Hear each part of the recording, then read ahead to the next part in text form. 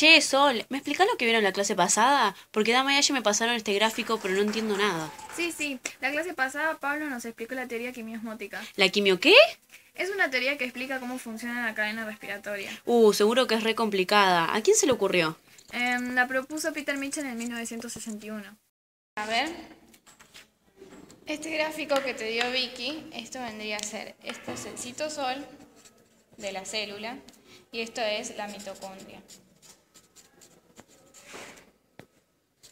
Que vendría a ser todo esto en total. Esta es la membrana externa mitocondrial, y esta es la membrana interna. Bueno, mitocondrial. Esto es lo que en la membrana interna están los complejos. Este es el complejo 1, el complejo 2, el complejo 3, el 4 y este es el ATP sintasa.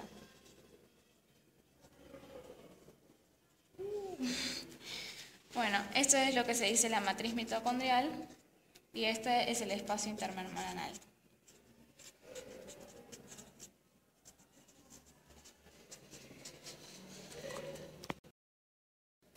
Bueno, acordate antes que la cadena respiratoria solo funciona en condiciones de aerobiosis, que los equivalentes de reducción son los electrones y protones de los hidrógenos que le fueron cedidos a las coenzimas cuando se redujeron y que los complejos, estos que te expliqué antes, están ordenados en potencial de reducción creciente, que quiere decir que este tiene mayor capacidad de captar electrones que el complejo 1. Bueno, una vez sabido eso, seguimos. Hasta 1961 se sabía que todas las coenzimas que fueron reducidas durante la glucólisis, el ciclo de Krebs y la descarboxilación oxidativa del piruvato llegan a la cadena respiratoria y estas coenzimas básicamente son el NAD reducido y el FAD reducido. Para empezar, el NAD le cede sus equivalentes de reducción al complejo 1. Entonces, acá ya se cumple uno de los primeros objetivos de la cadena respiratoria, que es reoxidar las coenzimas. El otro objetivo, si te acordás, es que tiene que generar ATP. Bueno, entonces, luego de que le cede estos equivalentes de reducción, lo que sucede es que los electrones del complejo 1 se transfieren al complejo 3.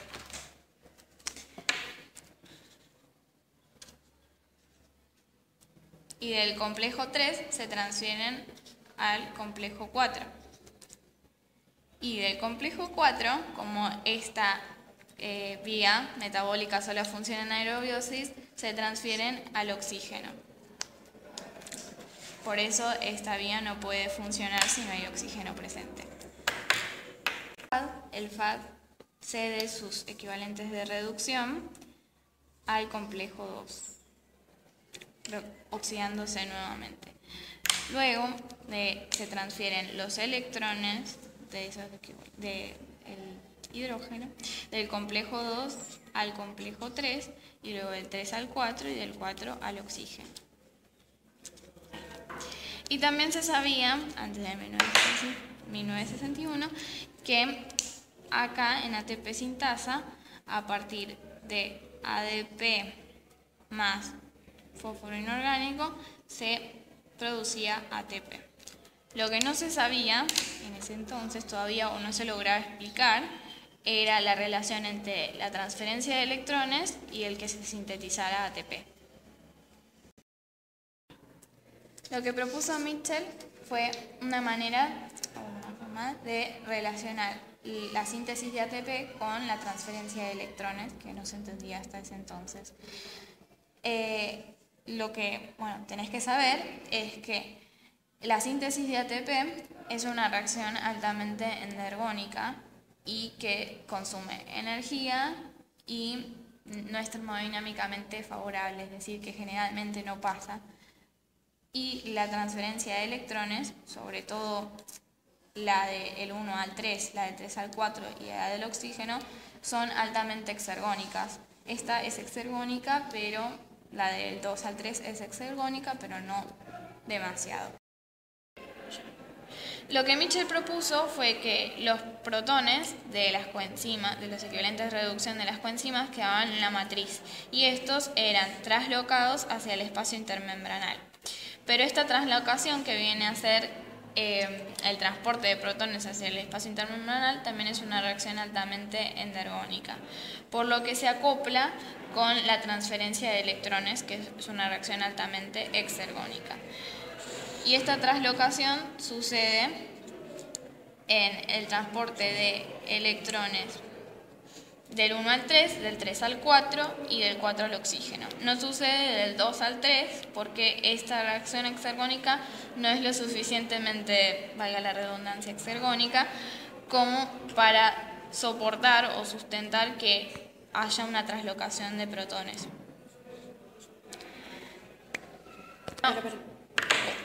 Esto genera un gradiente electroquímico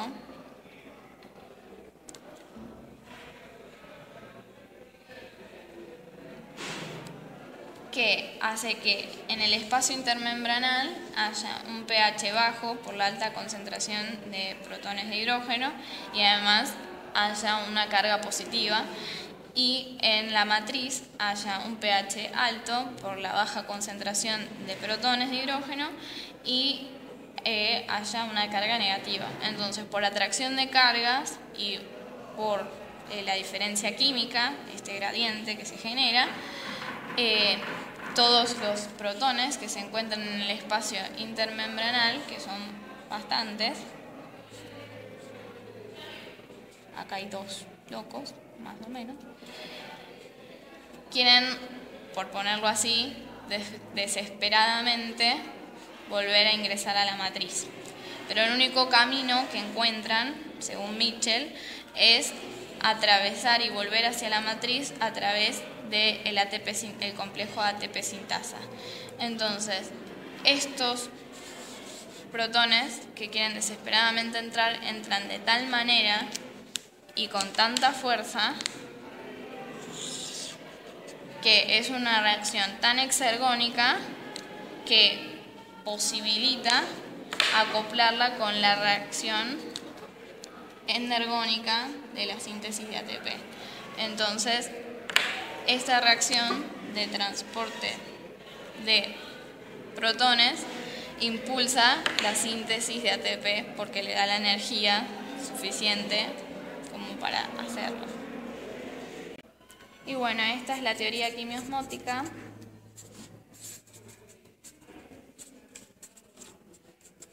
Que propuso Mitchell, que tiene esto del gradiente electroquímico para explicar la relación entre la transferencia de electrones y la síntesis de ATP.